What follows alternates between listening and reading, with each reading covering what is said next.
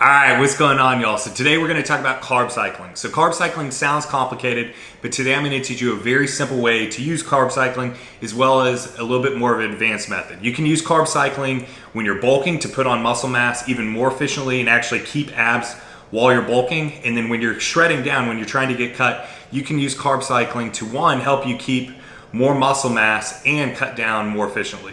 So I've done bulks in the past to where I used just a single calorie amount every single day, was essentially the same macros, the same amount of calories I was putting in. I've also done bulks to where I use carb cycling. And when I did those bulks with the carb cycling, I was able to stay a lot leaner, have better body composition while still putting on a great amount of tissue, great amount of muscle mass during those bulks. On the flip side, I've also done cuts to where, the entire time I was dieting down, I was just eating the same calorie amount, the same carb amount every single day. And then I've done cuts where I use carb cycling, and both the bulks and the cuts that I use carb cycling, both of them turned out so much better than just a single calorie amount. So like I said, today I'm going to go ahead and lay out a very simple method for you guys to use carb cycling, whether you're bulking or cutting. And then also for those of you out there that want a little bit more of an advanced method, I'm going to give that to you as well. At the end of the video, I'm also going to lay out how I'm personally using carb cycling right now for the current cut I'm on. I'm going to give you my actual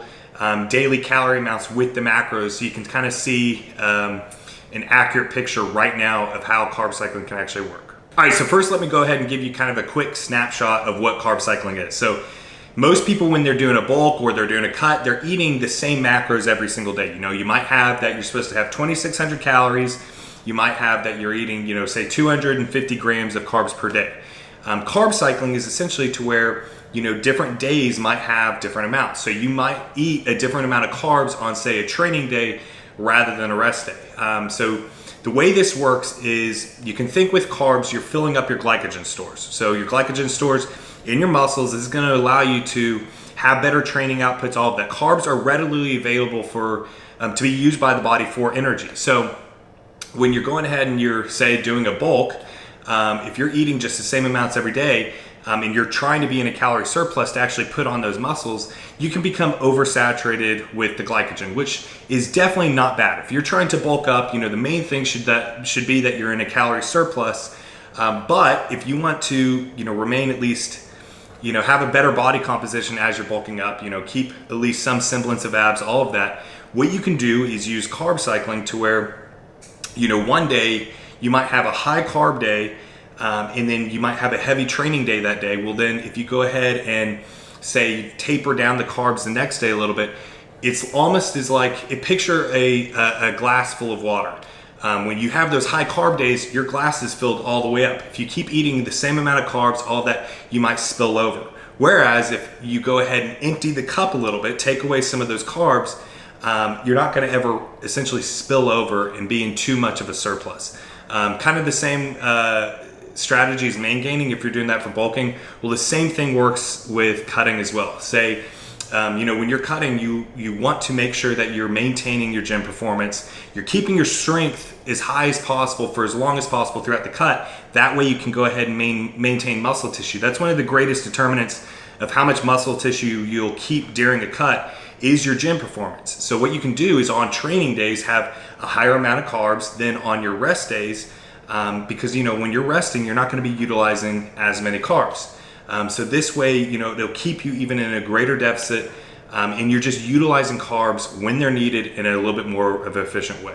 The simple way to think about it is that some days you're going to have higher carb amounts, some days you might have lower carb amounts, and then there can be an in-between. You might even have, say, 3 days that you've got, a high day, a medium day, and a low day. But it's essentially fluctuating your carbs throughout the different days, depending on your training outputs and just how you have it structured in your plan, to essentially allow you to either one, keep fat off while you're bulking, or B, allow you to shred even faster, more efficiently while holding more muscle mass while you're cutting down. So the potential cons of carb cycling is when you're bulking, if you do this too much. So if you essentially have too big of a deficit of carbs on, say, your low days, it might actually bump you into an actual calorie surplus. You could, go ahead and try to make up for it in fats, I don't like that method because, like I said, carbs are what are readily available by the body to be used for energy, especially for training performance, all of that. So if you're playing the line too close in, say, a bulk, you could, accidentally bump yourself down to maintenance or even below maintenance and go into a deficit to where then you're actually not even going to be accruing as much muscle mass as you could had you not done that. But done right, you should still stay in a surplus. You just might go ahead and cut back on what that actual surplus is. The same thing goes with cutting. A con of using carb cycling when cutting is you can just make it too drastic of carb cycle to where you just are losing gym performance and strength way too quickly, and now you're catabolizing your muscle. You're cutting into your muscle mass when you actually want to keep that performance up to maintain as much muscle mass in a cut as possible. All right, so let's go ahead and talk about how to do this. So the very, very simple method is that you're going to have high days and you're going to have low days. So you're going to essentially have 2 different calorie amounts, 2 different carb amounts, depending on what days it is. So the simple way to do this is go ahead and have your training days be high days and your rest days be low days. So if you're doing a push-pull legs rest repeat split, you're going to have 3 high days and then your rest day is going to be a low day. How you would go ahead and structure this is on your low days, you might pull 50 grams to say 150 grams. It's typically the range. Sometimes it can be a little bit more, a little bit less, but typically it's anywhere from 50 grams to 150 grams of carbs per day. You're just going to pull that. Some people like to go ahead and make up a little bit of the difference with fats. I do with maybe a couple grams here or there. I might add, a fourth of a serving of, say, almond butter to a meal, but I typically don't like adding fats back. If I've got enough fats in my diet, I'm not worried about that. So I'll go ahead and pull 50 grams to 150 grams of carbs on the rest days, and that'll allow me to essentially, not be, taking in carbs that I wouldn't even be using on that rest day itself. So that's a very, very simple method, and that's a method I absolutely love. I prescribe that to a lot of my clients, depending on the goals. If you're really just trying to mass and you're really trying to bulk up, carb cycling might not be, what is best prescribed right there. But like I said, the bulks where I've stayed the leanest, the longest, were the ones that I carb cycled. Same thing with cutting. I always cut now with carb cycling, and I actually do a little bit more of an advanced method.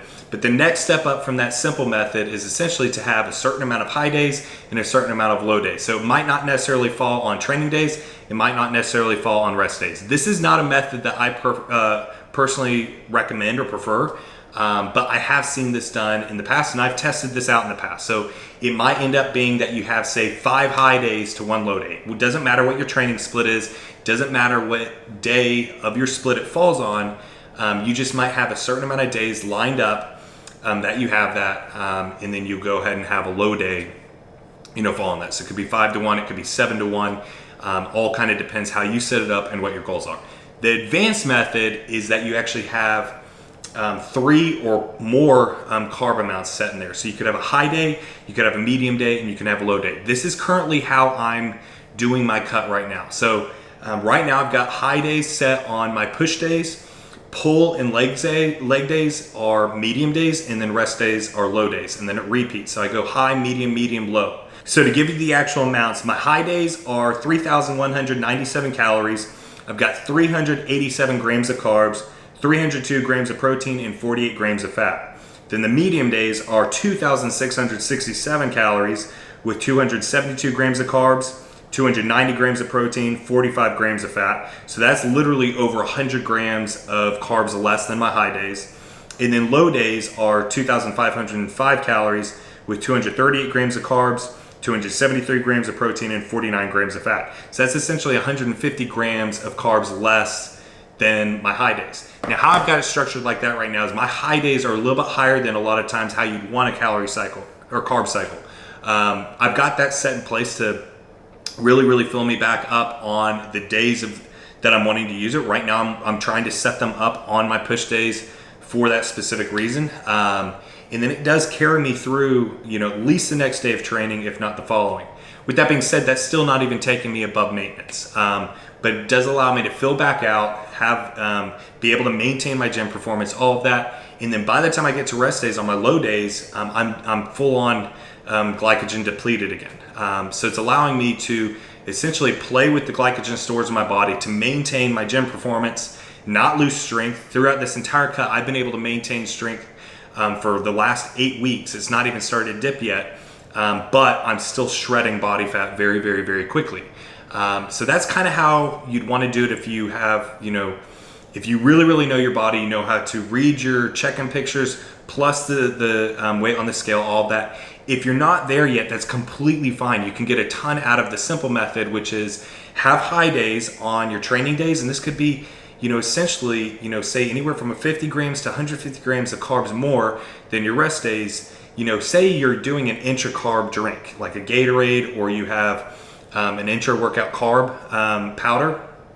You pull that out, and then you pull, say, just a little bit of rice or a little bit of oatmeal, wherever you want to pull it from, you're already going to be at, say, 100 grams of carbs less. So a lot of times just taking out your intra-workout nutrition, sometimes switching up, you're not going to have that post-workout nutrition on your rest days. You could have the difference made up right there. But the simple method is the one that I'd recommend for most people out there, especially if this is your first time carb cycling. Go ahead and set it up that you have a certain calorie amount, a certain carb amount on your high days, on your training days, and then on your rest days, go ahead and pull anywhere from 50 grams to 150 grams of carbs, and you'll be good to go. Make sure to keep your protein high. You shouldn't go ahead and pull from protein. And then with fats, if you guys have been following this channel, you already know how I feel about fats in your diet. If you haven't seen my video on low fat versus low carb diets, definitely check that video out. But you can go ahead and add a little bit of fats back, but I would be very cautious on overdoing on adding fats. But this is how I like to carb cycle. This is how I'm carb cycling right now. I hope you got something out of this video. If you have any questions, definitely drop them down in the comments down below. Be happy, be positive, be powerful, and have a great rest of your day.